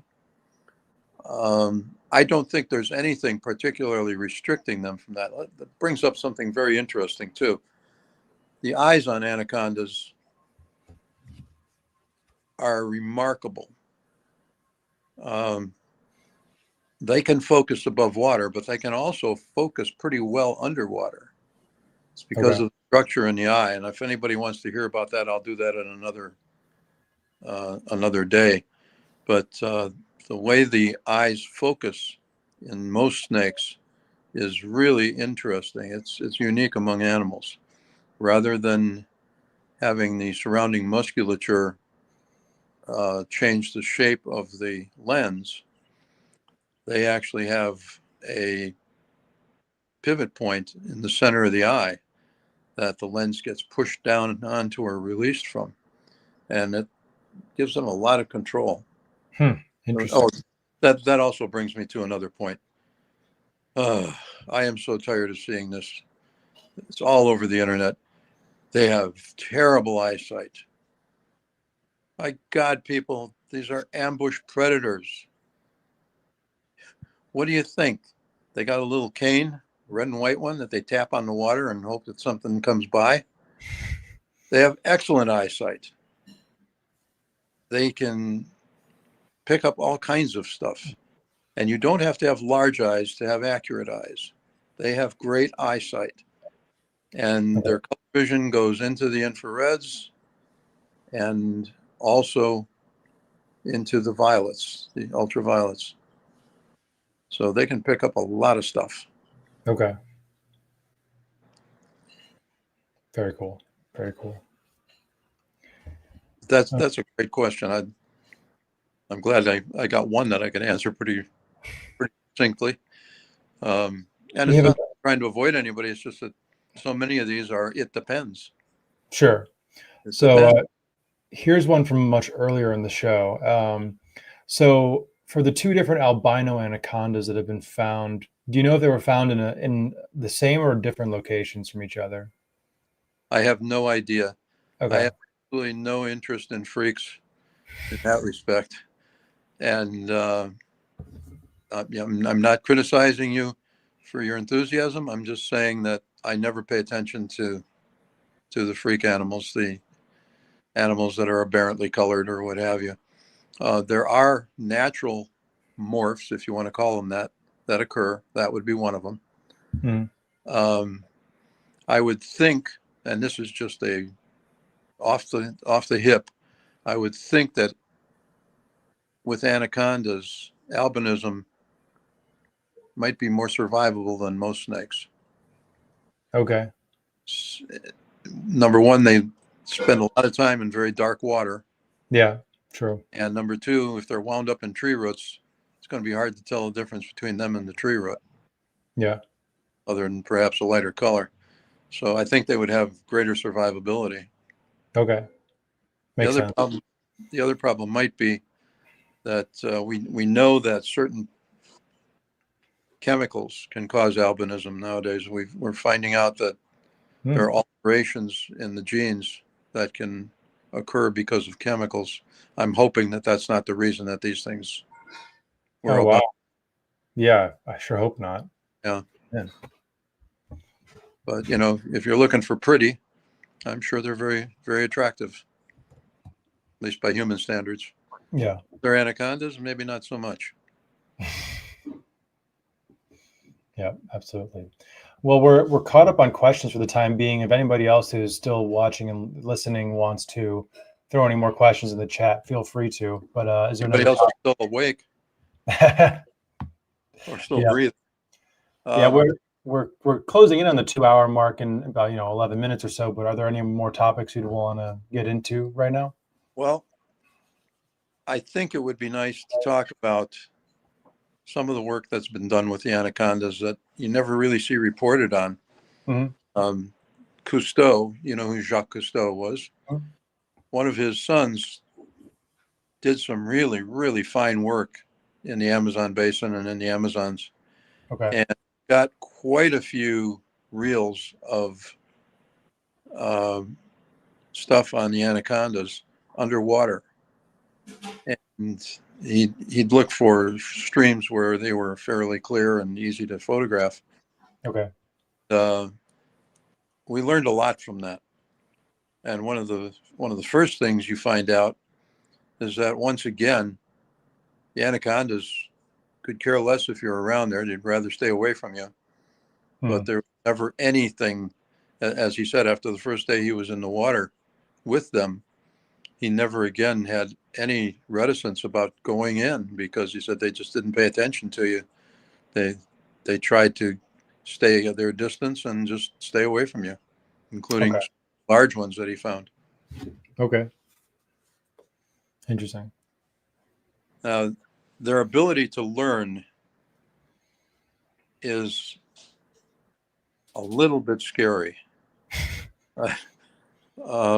Just about the time you think that they are dumber than a bag of wet hammers, they amaze you with something. And it kind of goes back to what I was saying about how lazy these animals really are. If they don't have a really good reason for doing something, they're not going to do it. Yeah. They just find a quiet, dark spot and go to sleep again. They are amazingly lazy. But I would love to be able to see some brain scans of anacondas where their brain is actually active. We have the technology. It's just nobody will put up the money to do it. Okay.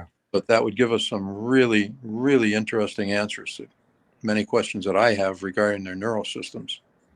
Yeah.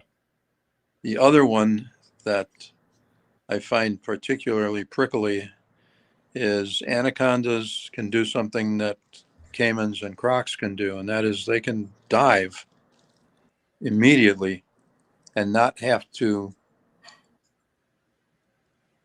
clear their ears. They still have ears, obviously. They don't have external ears, but change their pressure. Interesting.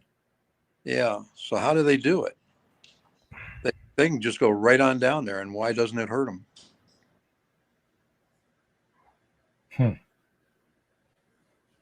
Do we know, or is that another one of the I have questions? no idea. I wish I did know. And Wow, that's fascinating.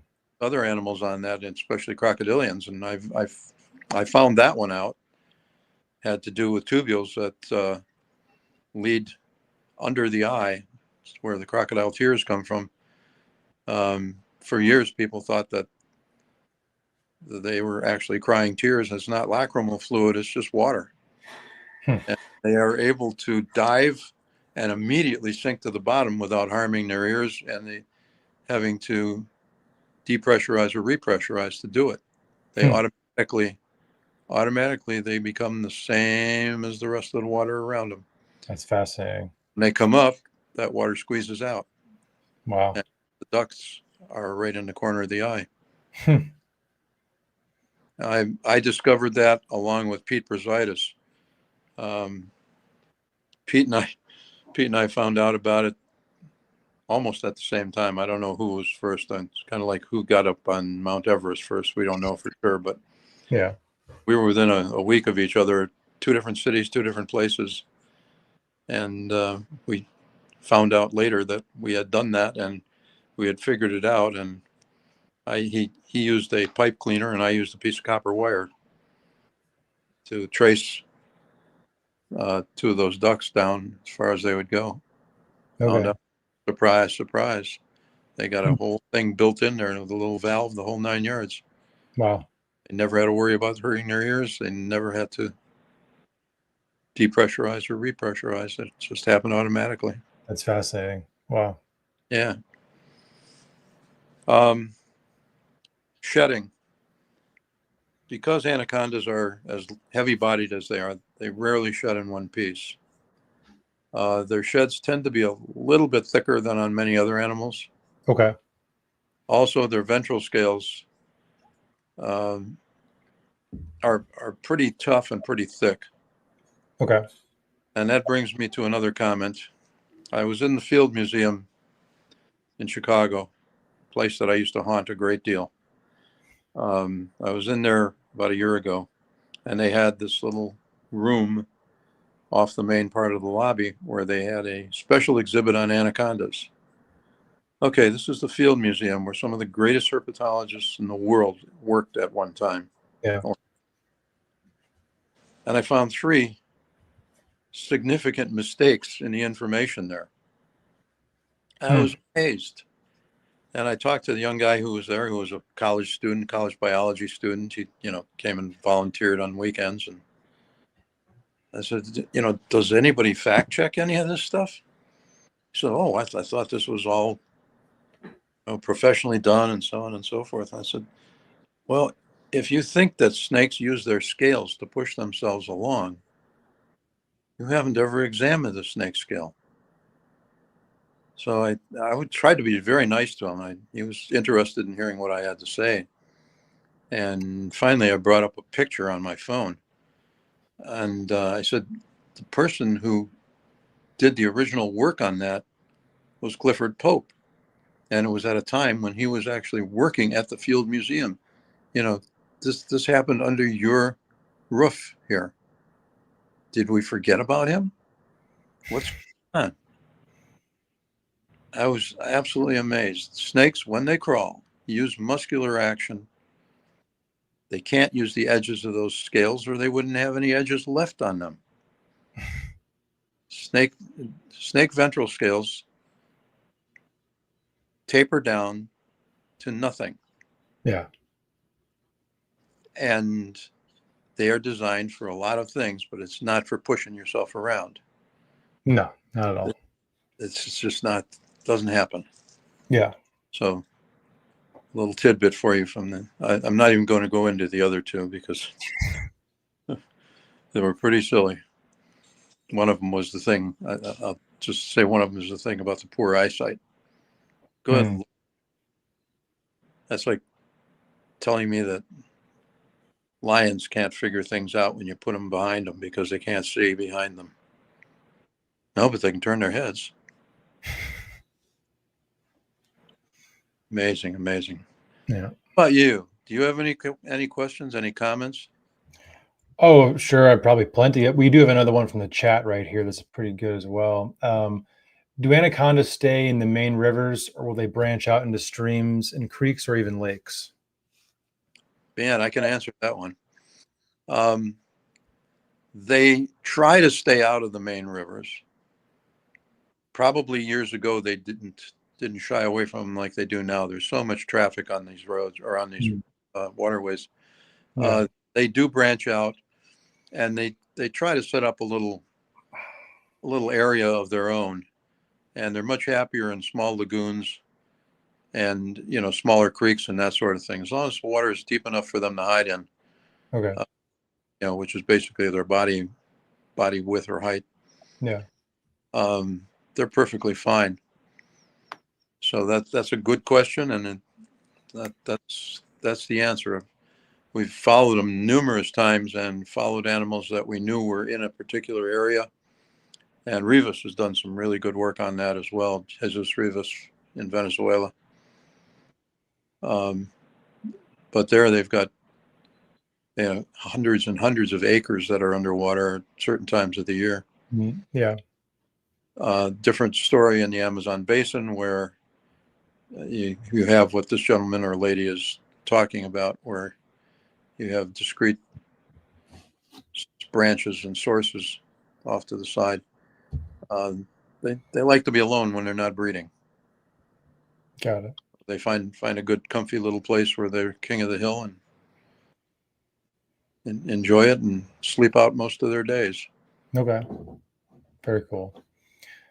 A question that I have, of the animals that are like represented in the U.S. hobby, so to speak, population at this point, do we know where many of the original founder stock came from in the wild?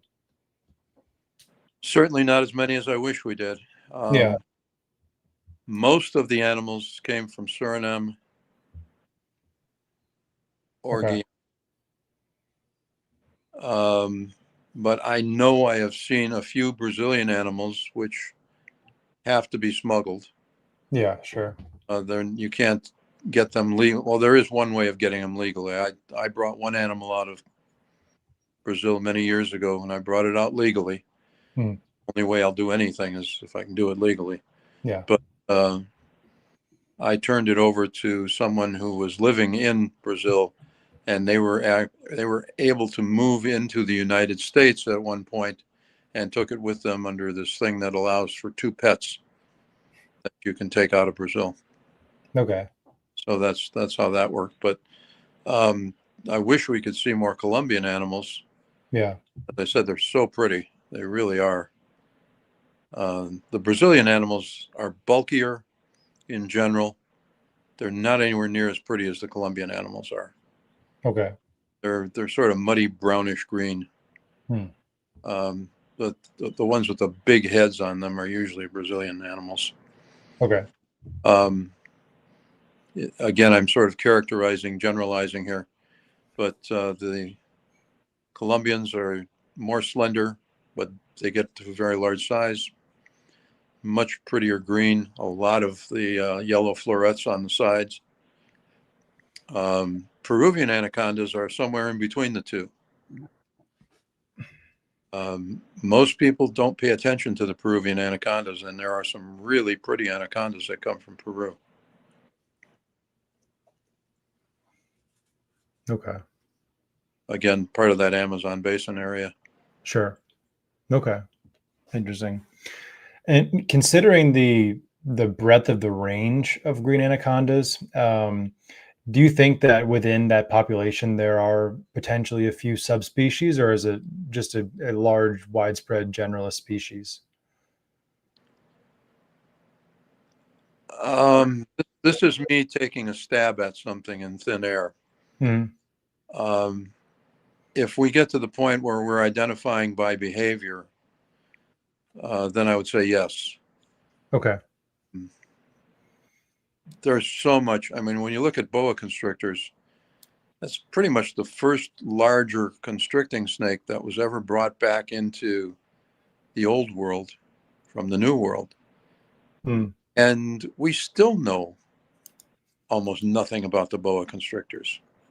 Yeah. It's amazing. And there are so many different forms of boa constrictors. They're remarkable animals. They range all the way from almost no pattern or muddy pattern to some of the most beautiful animals on the planet. Yeah. I, at one point in time, had the luxury of going to an animal dealer down in Colombia, and he would let me pick through hundreds and hundreds of baby boas. And the stuff I found was just breathtaking at times. But there's a lot of divergence, geographic divergence. So I think that's highly likely. Okay. As a matter of fact, the one thing I didn't bring up, the Beni anaconda, which is from Bolivia, I would be very surprised if that is not just a cline. For those of you who don't know what a cline is where two species sort of meld together. It's where black rat snakes and yellow rat snakes meet each other somewhere in Tennessee or Mississippi. And you get gray rat snakes. Don't put your money on that one, folks. I'm just using that as a very rough example. Yeah. But cline is where those two species meet and produce offspring that are hybrids of the two. I think that if enough work is done with the Beni anacondas, it's very likely that they are green anacondas crossed with yellow anacondas. Okay. Just varying degrees. But again, without really good work on both ends, the south end and the north end of the habitat, we're not going to know. Sure. Makes sense. Okay. And many places in South America, it's not exactly where you want to have your next picnic. There's a lot of rebel activity there. Yeah. Okay. So here's a good question. Is there a water temperature they prefer to stay in? And is there a temperature that causes them to want to get out of the water? Yes. Who asked that question? This is Jim. Jim in the comments here. Good. He's asked a handful of these really good questions. That's a really good question. Anacondas run cooler than you would suspect they would. Okay. And will frequently find cooler spots in the water. If they're digesting a meal, they're going to seek out a warmer place. Mm-mm. Most of the time, they run a little cooler than most of the snakes that are found in that area. Okay. The water itself is usually, anywhere from 2 to 5 degrees cooler than the air around it. They are pretty cool characters at times. And I've marveled at my anacondas. Sometimes during the wintertime, where they will purposely go to the cool end of an enclosure that may be as cool as 70 to 71 degrees Fahrenheit. Don't know why.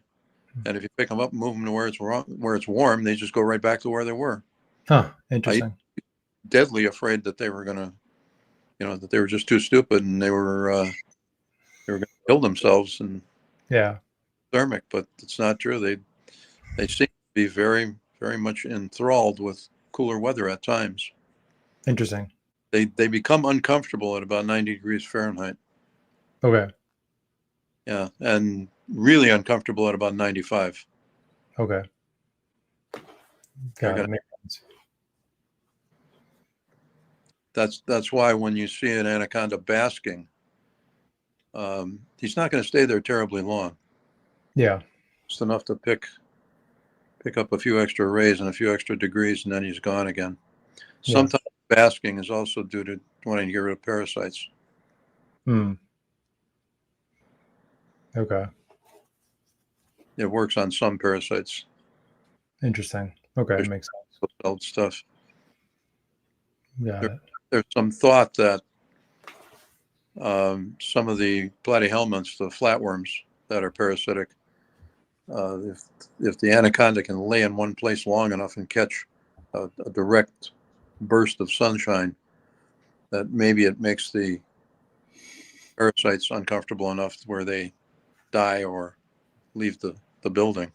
I don't know if that's true, but I've heard that postulated by some Brazilians. Okay. Interesting. Huh. That'd be cool to find out what the answer is to that question. There's so much. Yeah. There's so much. And I want to give a compliment to the Brazilian people because they are really kind of getting on the bandwagon and understanding what conservation is and what we need to do and what we should be doing. And we're tough enough to rat out that rat bastard who did what I had said earlier to that anaconda.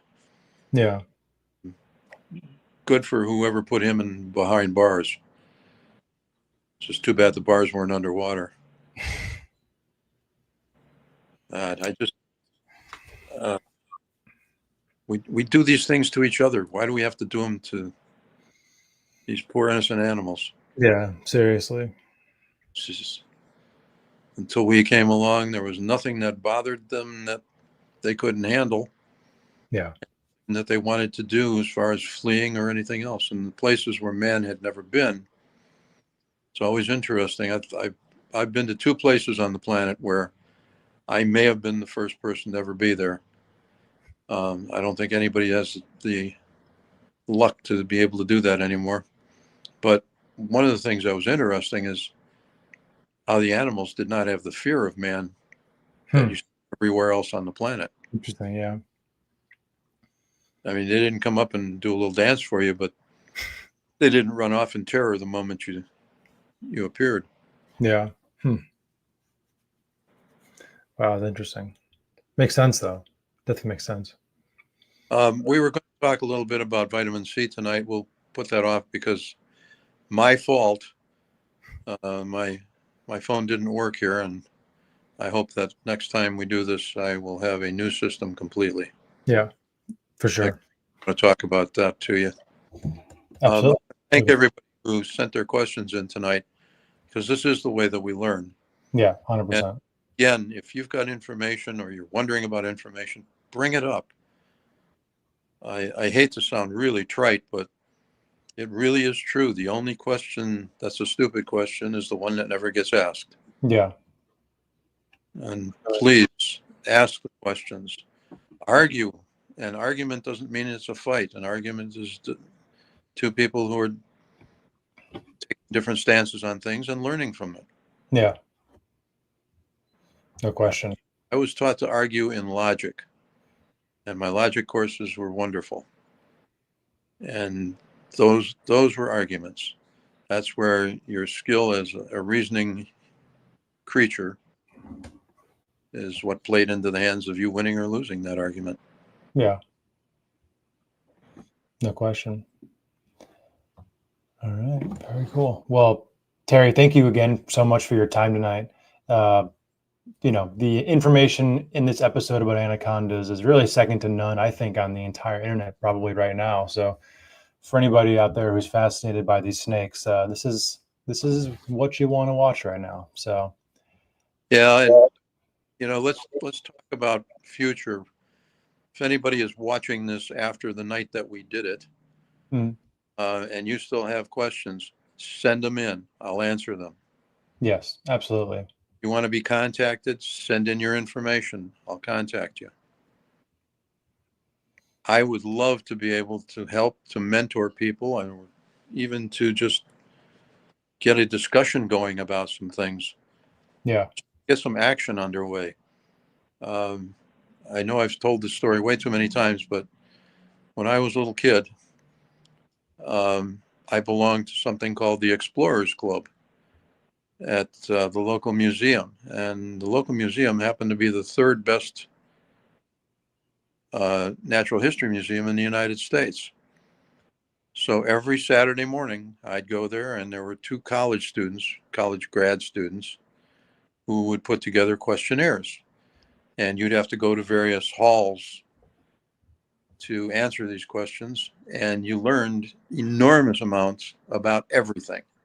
Everything that was in that museum would end up on a sheet one day or another. And, the ones that you didn't get right, they'd sit down and discuss them with you. It was just a wonderful opportunity. And we have, again, nothing like that now. Yeah. Nothing like that. People are so damn afraid to be near each other. Boy. That is true. And go home. That is definitely true. Yep. No, we definitely need to get back to a time of more face-to-face interaction. You can't substitute that with the internet, no matter how hard you try. No, and kindness and gentleness are not weaknesses. They are strengths. And we better start getting back to that. Absolutely. No question. Thank you, Stephen.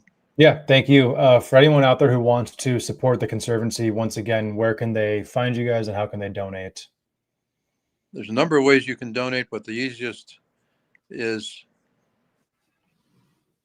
dragonwoodconservancy.org. dragonwoodconservancy.org. Great. All right, everybody. Well, yeah, if you want to support the Conservancy, once again, dragonwoodconservancy.org. And thank you to everybody for checking out the episode. We'll see you all back here next week